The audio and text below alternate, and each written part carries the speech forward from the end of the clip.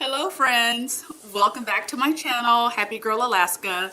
I'm Terry, and if you are new here, welcome. So today's video is going to be very different from the videos that you're used to seeing from me. I took a little bit of a break from YouTube because I had surgery.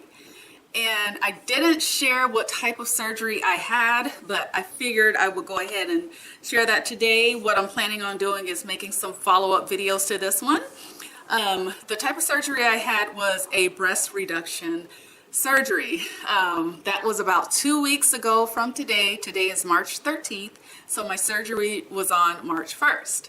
And in preparation for the surgery, I went out and I watched just about every video that was available out on YouTube with women talking about their breast reduction surgery. I was mostly interested in those women that had breast reduction surgery but without getting implants, because I hear in some instances women that maybe have the more flat, sagging breast, when they get a reduction, they have to have implants put in because otherwise their breasts are shapeless. I didn't have that challenge, so I wanted to just watch the women who had breast reduction. So that was really helpful, and while I was thinking about it, I said, well, you know what, I would love to contribute to that library or catalog of videos, if you will, with women sharing their journeys, and so I wanted to share mine too. All right, so depending on how long this video is, because I kind of wanted to keep it within the 20-minute realm, but if it's longer than that, then I may need to do another video. But what I wanted to talk about were the different things that I did and different things I experienced before having the surgery, and even before, I would say, pre-op. So I'm mostly going to just focus on, I'm going to give you a little bit of background on my breast history, and then I want to share with you the things that kind of led to my decision to get the breast reduction, and then just talk about some of the things that I did to kind of get the ball rolling and to get things moving so that I could get that done. All right, so just to give you a really brief history on my breast, I was what people would call a late bloomer.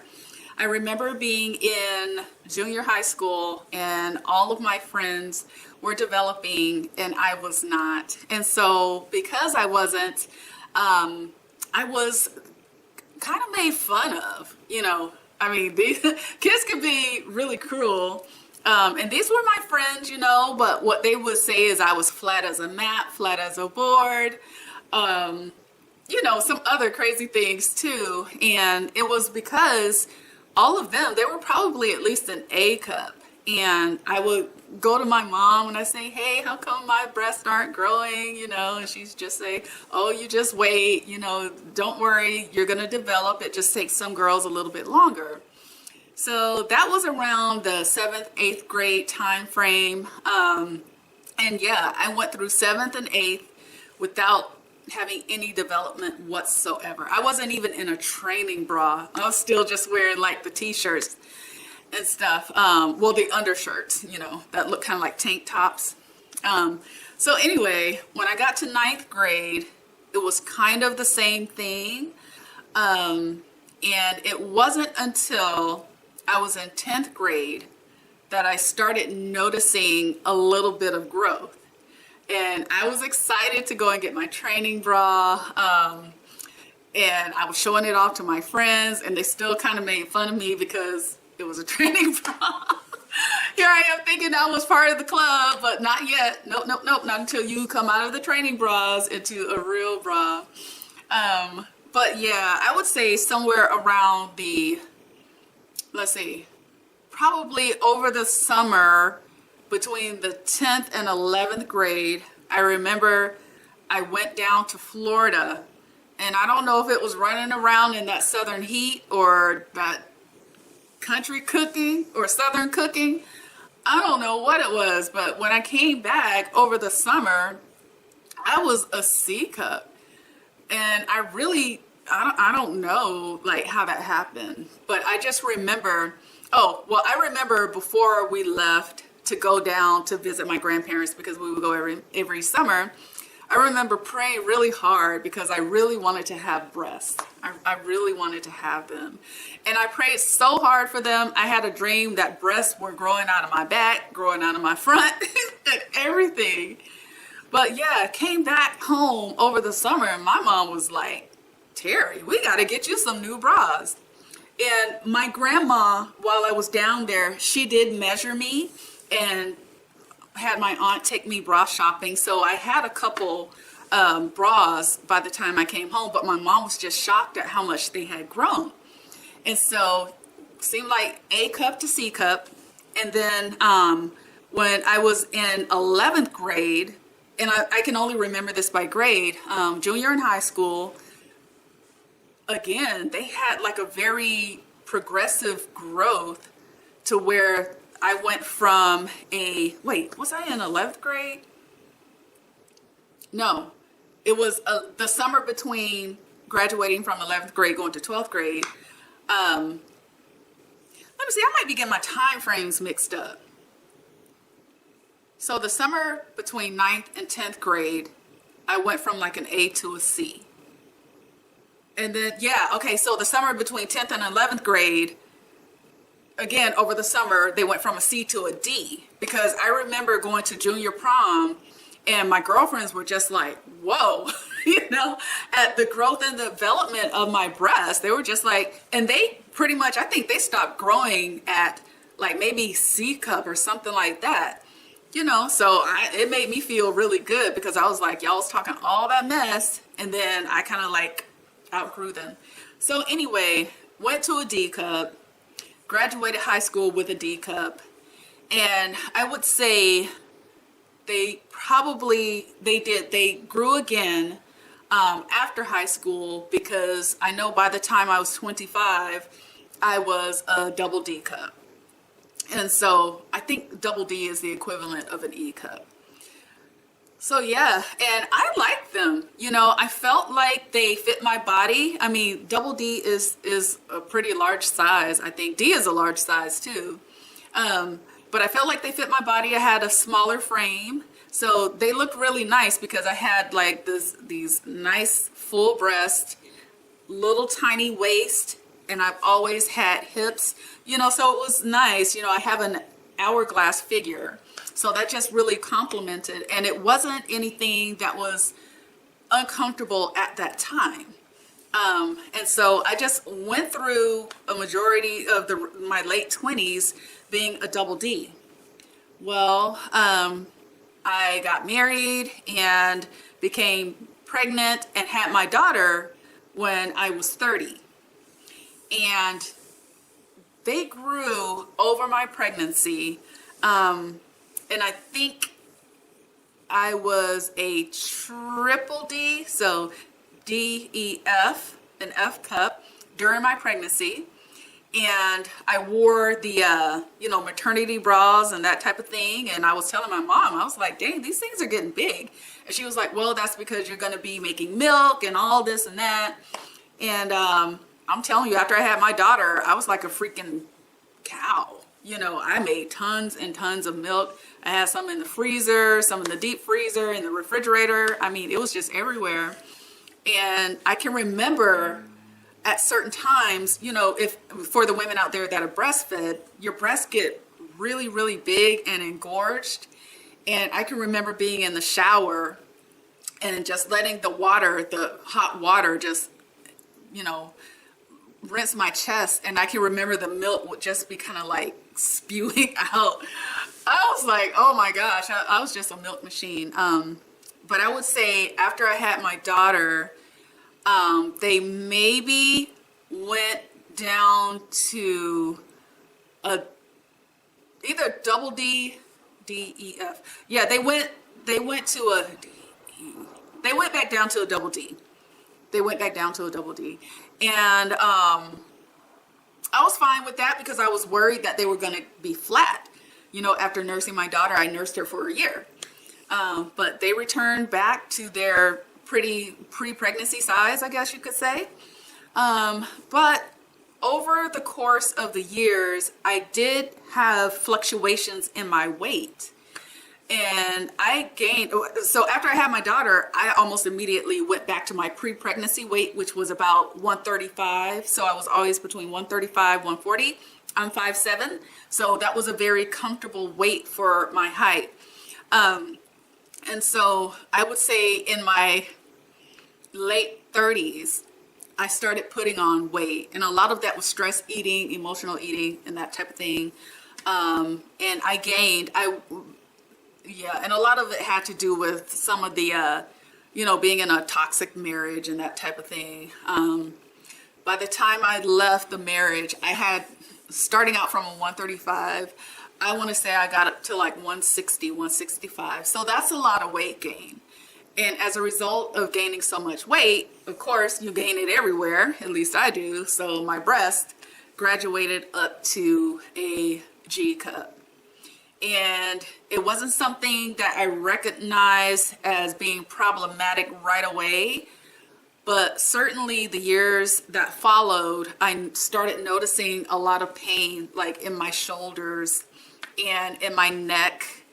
And back pain, lower back pain, because that is a lot of weight. I have my appointment tomorrow with my surgeon, and I'm going to ask her how much weight did she remove as a result of the breast reduction. So where was I at? Okay, so I started noticing the discomfort, and then I kind of went between a G and an H depending on the type of bra. I found that it was very difficult to find a bra that fit my frame because I still retained that smaller frame. I'm still a 32. I could go between 32 and 34 as far as the measurements around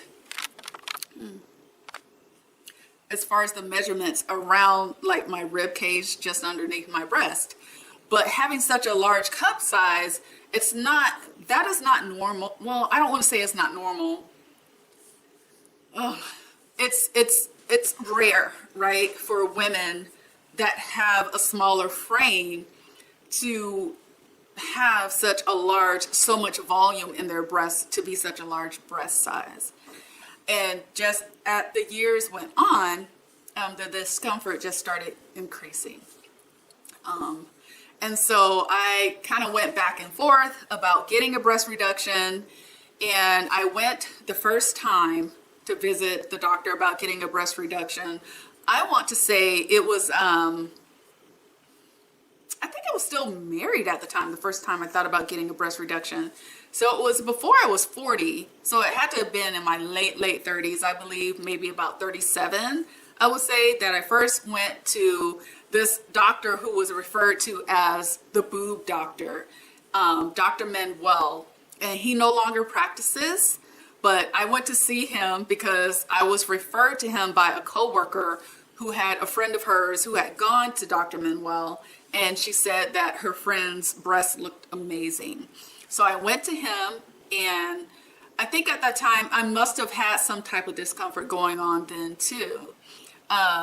And what they wanted me to do was when they tried to run it through my insurance to get it approved so that insurance would cover it and I wouldn't have to come out of pocket, they wanted me to have done some type of physical therapy in an effort to try and reduce my breasts. Well, I told them that, I would go to the gym and work out and do chest exercises and that type of thing, but they wanted me to go to a physical therapist and work with them. And I didn't want to do that. I just wanted to go and get the reduction and be done with it. So insurance would not approve my breast reduction. And so I just kind of put it off. And that's how I ended up in my 40s, getting it that much later. But the second time I went to the doctor, and it was at the same office where Dr. Manuel worked out of, but he referred me to another doctor, and my doctor was Dr. Jana Cole. And I made an appointment with her. They had gotten a little bit bigger since the last time I was in the office. And so she had me come in, we sat down, we had the conversation. I want to say I changed insurance companies too, because I think I may have switched jobs at the time. But I went, spoke with her. When you go for a consultation, something you should know is that you have to pay a consultation fee. I want to say the fee was about $150. And so I went in, I sat down, I talked to her, explained my discomfort and everything. And then she looked for, if you're a woman that has large breasts, when you wear bras, because of the heaviness, it makes these indentations. I'm not sure if you can see mine all that much. I can tell, I don't know how it's coming through on camera. Get the indentations on your shoulders and then also around your rib cage. You know, it depends. Hormonal changes can make it where the bra strap is too tight. And it can also make it where the same bra fits you just right. So there was some difficulties with that. And then I told her with my back pain, the strain I was having in my neck, the strain in the back of my head. I mean, it was just a lot. Shoulder pain. And so she was like, you sound like a perfect candidate for a breast reduction. Let's see what we can do to get this covered by your insurance. And so she took pictures of my breasts, front, side, back, you know, all that stuff. And she wrote up her notes, sent it in to the insurance company. And I want to say it took them maybe, I want to say 30 to 90 days to get back and say whether or not they would cover it. And they came back and the office called me. They said, well, we received your approval letter to move forward with the breast reduction. When would you like to schedule your breast reduction? And so I think for me, I was really excited to get it done, but I also have a fear of needles. And so I said, well, let me call you back and try to figure out what would be the best time to have that done, because Kasha was much younger. So I would have, you know, had to make sure that the whole, you know, arrangements with her dad were worked out and everything like that. And then she said, okay, you know, figure out when you want to get the reduction done. You're going to need to come in and get some blood work. Why did she tell me that? Again, I hate needles, y'all. I have such a phobia of needles. The job that I work at now required for me to be up on all my immunizations and, you know, have recent blood tests and all that stuff. And I was just panicking. And the day I was supposed to go and get my blood drawn, I got to the parking lot of the hospital and I turned around and left. That's how much the fear crippled me. So I didn't return to the office. I just was like, I don't think I can go through with it, because I couldn't get past my phobia of the needles. So that was probably 2 years ago. And so last year, I couldn't take it anymore. My breasts were becoming really heavy and just difficult to deal with. And by then I had found some really great bras, but I mean, having carried them around for so long, only to get to your 40s to finally find a strapless bra that worked really well for you to provide support. And then the V type, I mean, it was just a whole thing. Figuring out what type of shirts, what style of shirts work the best with fuller breasts. I mean, wasn't really something that I learned about until I was like in my early 40s. And I was just like, by then I was just over it. You know, my mom had no idea how big my breasts were. And most people couldn't tell because I wasn't the type of person that would have my breasts on show. And I learned how to dress them. But I was just over it, y'all. I was tired of carrying them things around. They was just way too heavy. And so last year, I called her office again, scheduled a consultation. And mind you, I was already $300 in consultation fees into this thing. So scheduled my third consultation, shelled out another $150. And when I saw her, she said, listen, these were her exact words. She said, are you going to poop or get off the pot? And when she said that, I was just like, you know what? You are absolutely right. I said, I'm here because I feel like I'm really ready to do this. She said, yeah, because you've come 3 times and every time we're just collecting money from you.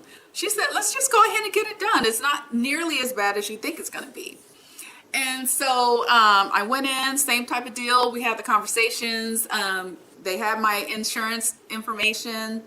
And got the pictures again because a couple years, 2 or 3 years had passed. And at the end of the consult, I asked her, I said, so do I need to go and get blood work? Because if I needed to go and get blood work, I was going to immediately go from her office to whoever was going to do my blood draw. because I didn't want to leave there without doing that because I was afraid I wouldn't come back. She said, no, you don't need to do that. Don't worry about that. I was just like, really? Oh, that's interesting. So what happened after that? It seemed like the turnaround time frame for getting approval, maybe it's because I had been approved before because I was with the same insurance company at that time. The response came back probably within 3 weeks to a month saying that I was approved. And let me see if I have my approval letter.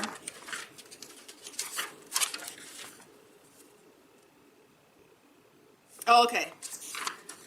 Yeah, so I went to my appointment.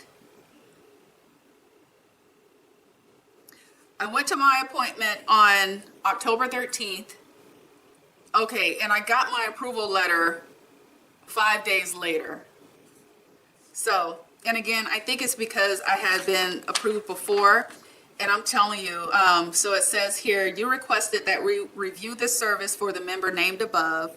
We approved this service. We will cover the service as long as, I had the same type of insurance and the service remains a covered benefit as medically necessary.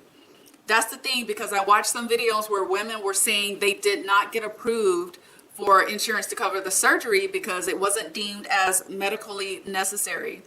But I think that if you're being requested or required to do physical therapy or whatever it is, in my mind, it's worth doing that, because looking back, I totally could have just gone and done the physical therapy. I was just looking at it like, oh, they're just trying to get more money out of me.